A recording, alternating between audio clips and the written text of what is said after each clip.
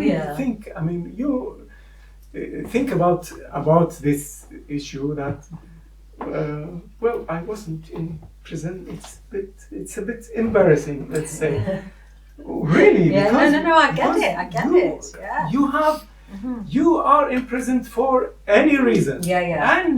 Any bloody reason that the This is what you Israeli eat. soldier could think of. The seeds inside. Hanging a Palestinian flag, shouting something against the occupation. Of course, throwing a stone at stone. Little tiny boys. Yes. Little tiny boys Yes. and girls. I mean, yes. And eventually, not taking your ID with you, because it would make you. I mean, if the Israeli soldiers would stop you and you don't have the ID, you would be imprisoned for 18 days. We are all Palestinians! In 1,000, in a million! We are all Palestinians! Free, free! Palestine! Free, free! Palestine! Free, free! Palestine! Free, free! I've been in the Israeli jails for 4 years, and during that period, I kept my sanity. I was there 11 months alone. 11 months alone in the solitary. Oh my God, it's horrific, isn't it? This is the things I've learned about Adeeb. First 11 months, I was alone. You can't imagine what's the meaning being alone all the time in a closed place, and they move you from one place to another, and you are still alone. You can't see anyone. You can't talk to anyone. When I met the representative of the Red Cross, that according to the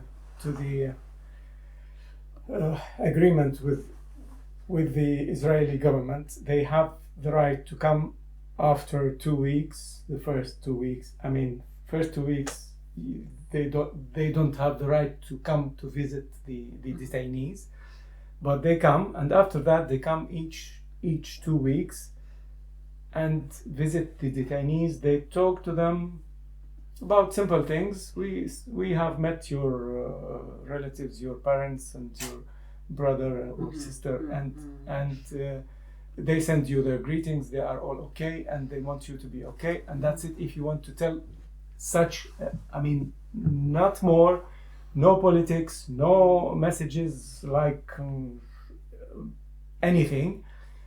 They don't have the right to talk about politics, and that was something that I managed to break. Yes, in the first, after 1.5 months in solitary confinement. Confinement is You ought to talk about this at the moment. I had this connection with the representatives, with anyone, because they used to be changed. I got this connection with them because I was the only one to speak English, and one of them used to come and talk to the other guys. She had I think in general for everyone about 15 minutes. She would she would talk to everyone for 5 minutes or 7 minutes and keep the rest for me. Why? Because we used to speak, to talk about politics, about everything that is forbidden. But according to the same agreement with the Israeli government, they didn't have the possibility to watch us or to record us, because it was the representative of the Red Cross who used to choose the place where they can, and every time they would choose, I would like to sit here, I would like to sit there, and they used to call us to the place where the Red Cross, I mean, they had also their experience, and they know that this place is less likely to be, yes. At that time, maybe now it's impossible, but at that time it was like that. To the kind of meeting room, kind of eating room, and we used to sit and talk. It was interesting. We always joked, we always talked about politics and things that are forbidden. And in one moment, there was one of these representatives told me that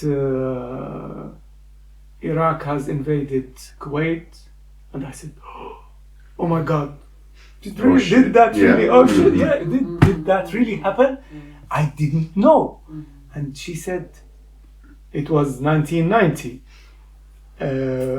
Just when this happened in the Middle East, and she was really shocked.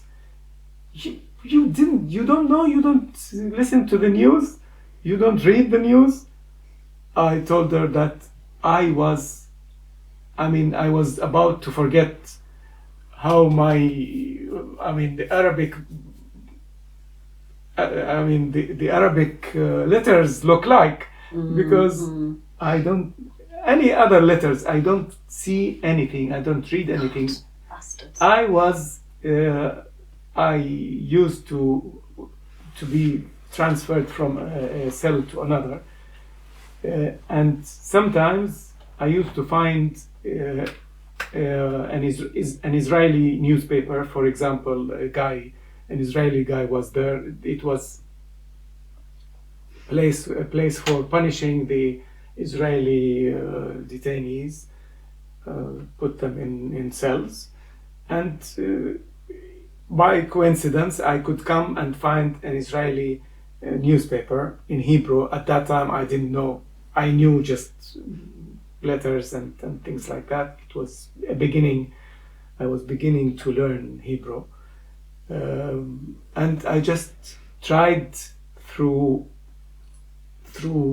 pictures and things like that to understand something of what's happening around me, but it was very difficult. Of course, it's a totally different language, totally different alphabet. Yeah. And it was really difficult. So I didn't have any idea about what's happening in the outside the prison, outside the cell. So that was part of I was talking, had this very rare opportunity to talk to a living person. I was doing exercises. I was walking and thinking about my plans when I go out. What will I be doing with my?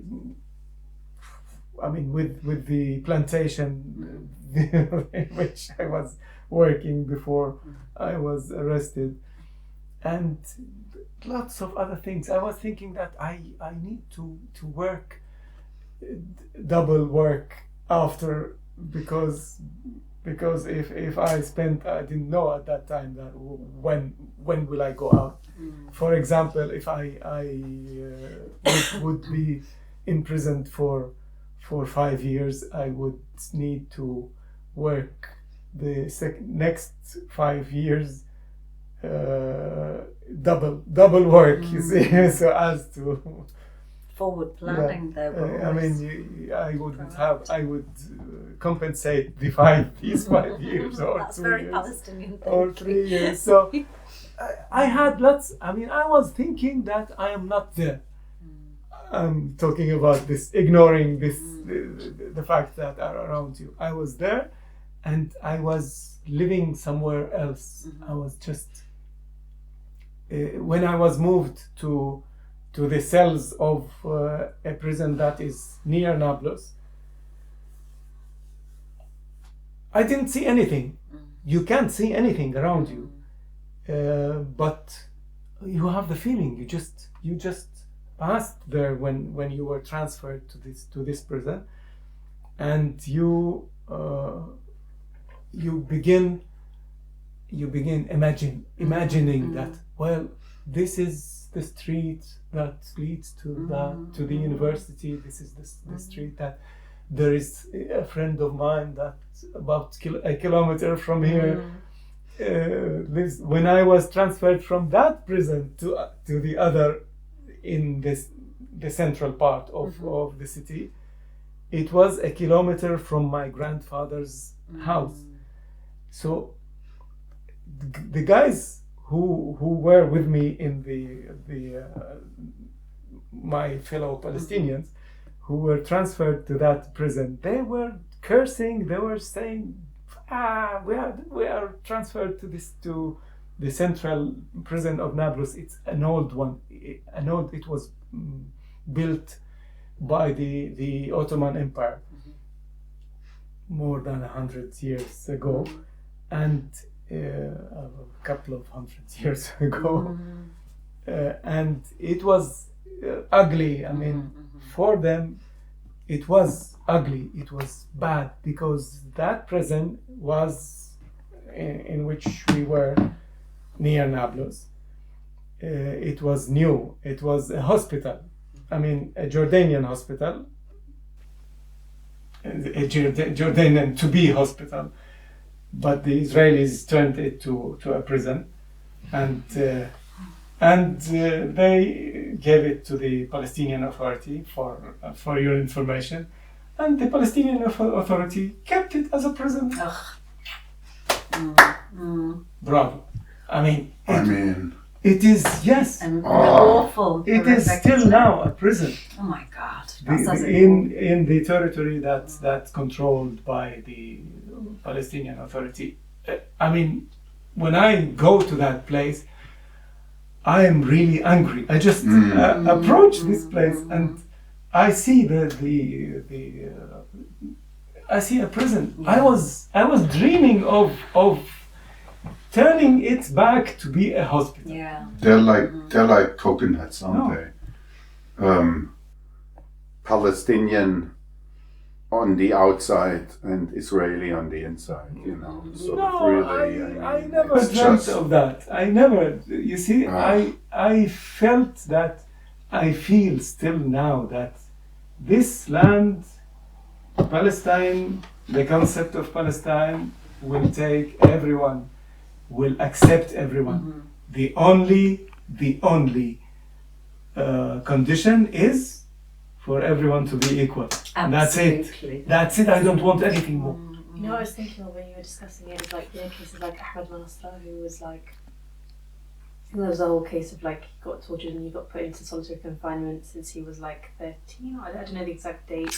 And I was thinking of him like the inside kind, because they're not going to go into the details of what the prisons are like, because obviously the media kind of description of it is just like keep it minimal and not humanizing at all, just dehumanizing.